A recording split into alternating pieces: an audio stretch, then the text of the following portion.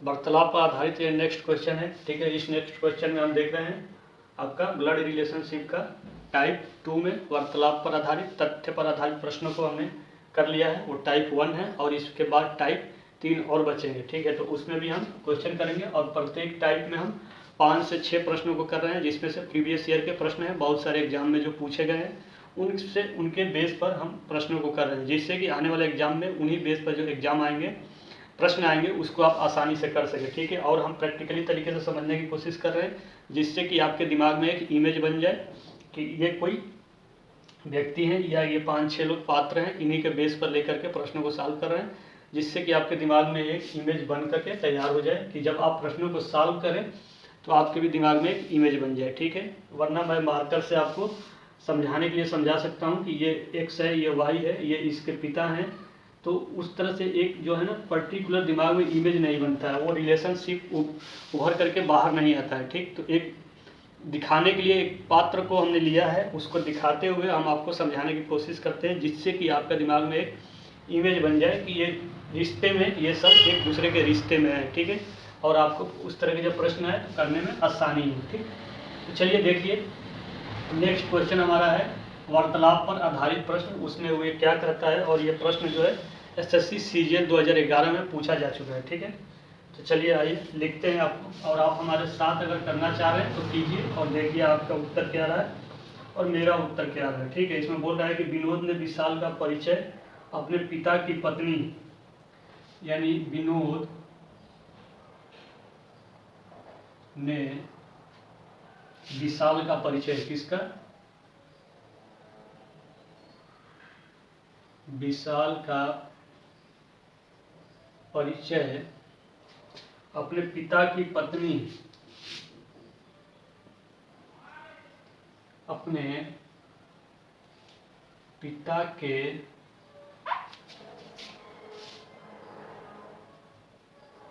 पत्नी के इकलौते भाई, पत्नी के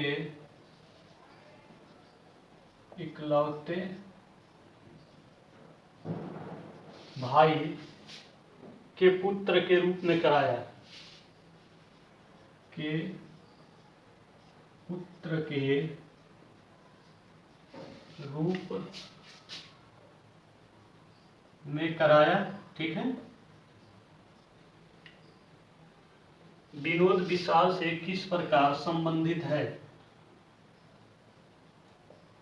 विनोद जो है वो विशाल से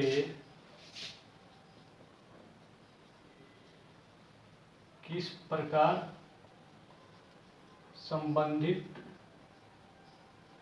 है। ठीक है, ये आपका एसएससी सीजीएल 2011 में पूछा जा चुका प्रश्न है। ठीक है, तो देखिए इसमें भी मैं मैक्सिमम आपको यही कहता हूं कि प्रश्न बहुत छोटे रहेंगे, जो छोटे प्रश्न होते हैं वो आपको ज़्यादा कंफ्यूज करते हैं। ठीक है, क्योंकि वो छोटे से प्रश्न में जो है आपका वो 5-6 रिश्तों को मर्ज कर देता है, 5-6 रिश्ते उसी में बता देगा आपको, और आपको उसको निकाल के बताना होता है। ठीक, तो इसमें भी देखिए आपका 506 हो सकता है, इसमें 4 से 5 रिश्ते आपको होंगे, 4 से अधिक, 4 या 4 से अधिक ही होगा। ठीक है, लेकिन आपको प्रश्न देखने में यहाँ से ये तो संबंध पूछा है, एक लाइन का प्रश्न है। ठीक, लेकिन देखिए इसमें कितने रिश्ते आप निकल के बाहर आ रहे हैं उसको हम देखते हैं। ठीक है, तो चलिए देखते हैं क्या कर रहा है। इसमें भी कर रहा है कि विनोद ने विशाल का परिचय, ठीक है, विनोद नाम का एक व्यक्ति है और एक विशाल नाम का व्यक्ति है। ठीक, दो व्यक्ति हैं, तो विनोद विशाल का परिचय करवा रहा है। ठीक है, तो परिचय में आपका कह रहा है कि परिचय अपने पिता के पत्नी, ठीक है, अपने पिता के पत्नी, तो ये इसमें से विनोद का है या विशाल का है, कैसे पता करेंगे, तो ये सिंपल सी बात है, सामने विनोद जो है विशाल का परिचय करा रहा है। ठीक है, तो सारी बातें जो है विनोद ही बोलेगा। ठीक, जैसे आप किसी का परिचय कराते हैं तो आप ही बताते हैं कि ये फलाना व्यक्ति है या फलाना व्यक्ति है, तो इस तरह से वो सामने वाला व्यक्ति नहीं बताता है। ठीक है, तो वही है विनोद परिचय, विशाल का परिचय देते हुए कह रहा है कि अपने पिता के पत्नी के। ठीक है, तो ये आप देखिए विनोद हो गया, ठीक, तो ये आप ले लीजिए इनको, ये विनोद हो गए। ठीक, अपने पिता के पत्नी यानी विनोद के पिता, तो एक पीढ़ी ऊपर होंगे, विनोद के पिता विनोद से एक पीढ़ी ऊपर, तो विनोद के पिता के पत्नी, तो विनोद के पिता के पत्नी मतलब विनोद के माता और पिता सेम जनरेशन के हैं, तो जब सेम जनरेशन के होते एक ही लाइन में होगी इनकी, तो पत्नी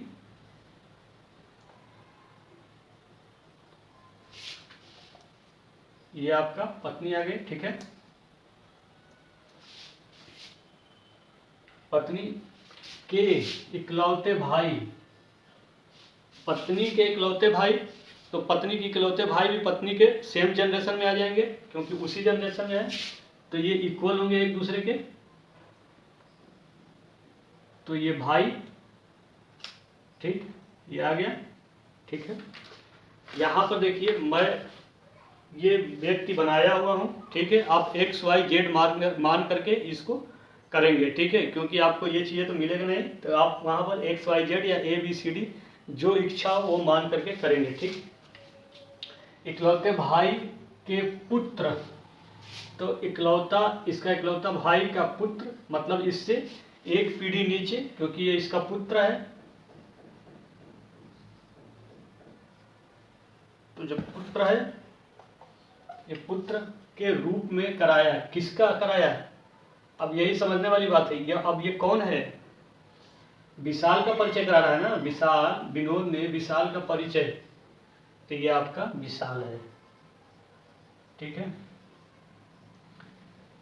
बहुत बारीकी से इसको पढ़ने की कोशिश कीजिए। ठीक है, वरना ये आपका ब्लड रिलेशनशिप जो है मैक्सिमम लोगों को लगता है कि ये सही हो जाएगा। ठीक है, क्योंकि अपने बीच का रिलेशनशिप है, लेकिन जब अपने बीच का रिलेशनशिप निकालने बैठते हैं एग्जाम में तो आप कंफ्यूज हो जाते हैं। ठीक है, कि किसका किससे रिलेशन निकालना है और फिर आप गलत कर बैठते हैं। ठीक, तो यही देखिए ये आपका हो गया। अब इसमें ये पूछा है, अभी मैं आपको पूरी अच्छी तरह से समझाऊंगा। ठीक है, लेकिन अब ये पूछा है कि विशाल विनोद से किस प्रकार संबंधित है। ठीक है, मैं हर एक प्रश्न में ये आपको बताते हुए चल रहा हूँ कि विनोद विशाल से किस प्रकार, यानी विनोद जो है विशाल का क्या लगेगा। इसका कहने का मतलब पूरा है, इस लाइन का कहने का मतलब यह है कि विनोद विशाल का क्या लगेगा। ये विनोद है,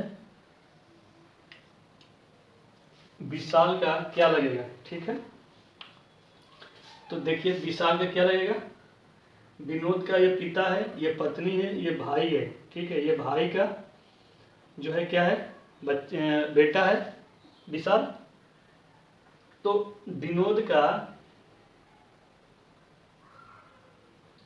ये मामा है। ठीक, विनोद का ये मामा है, विनोद का ये मामा है ना, क्योंकि विनोद का ये पिता है और ये माता हैं, तो जब विनोद का ये दोनों माता पिता हैं तो माता की भाई मामा होता है, माता की भाई मामा होता है, तो विनोद का ये मामा हुआ और मामा का ये पुत्र है, मामा का ये पुत्र है, तो विनोद विशाल का क्या लगेगा, तो ममेरा भाई।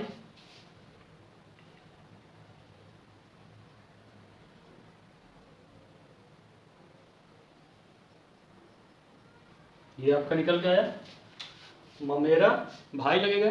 ठीक है, अब चलिए इसको एक बार और समझने की कोशिश करते हैं। ठीक है, ध्यान दीजिएगा बहुत बारीकी से।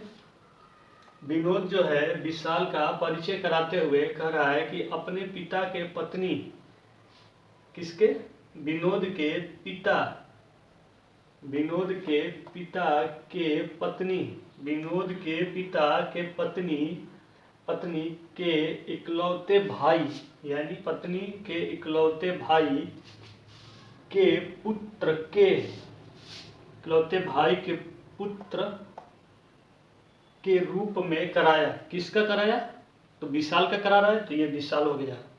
ठीक है, इकलौते भाई के पुत्र के रूप में कराया विशाल का परिचय। ठीक, लोगों से जब वो परिचय कराया तो वो बताया कि ये मेरे मम्मी के इकलौते भाई के पुत्र हैं। ठीक है, कौन, विशाल, तो अब वही पूछ लिया कि विशाल, विनोद और विशाल में संबंध बताइए।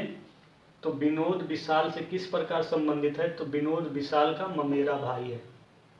ठीक, ये हो गया। आपने ये देखा कि ये मामा लगेगा,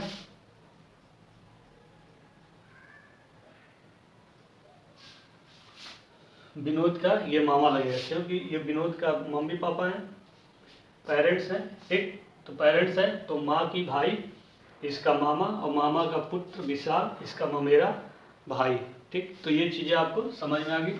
देखिए बहुत छोटी छोटी चीज़ें हैं, ये यहाँ से यहीं तक का लाइन है। ठीक है, बस ये आधी, पूरी तरह से आधी लाइन भी नहीं है। ठीक है, लेकिन इस आधी लाइन में उसने कितने लोगों को रिश्ते बता दिए, 3 2 5, 5 लोगों को शामिल कर लिया। ठीक है, और अगर आप यही रिश्ता आप अगर बना लेंगे रफ कार्य पर, तो आपका रिश्ता निकालने में आसानी होगा, वरना आप अगर नहीं ये स्ट्रक्चर बना पाए तो आपसे मिस्टेक हो जाएगा। ठीक है, तो आप यहाँ XYZ या ABCD जो आपकी इच्छा हो वो मान लीजिएगा। ठीक है, हमने उन पात्रों को रखा है जो बना करके रखा है, जिससे आपके दिमाग में एक इमेज बिल्ड हो सके कि ये रिश्ते में सब ऐसे ऐसे होते हैं आदमी के रूप में। ठीक है, तो चलिए नेक्स्ट क्वेश्चन देखेंगे। नेक्स्ट क्वेश्चन में हमारा क्या है। ठीक,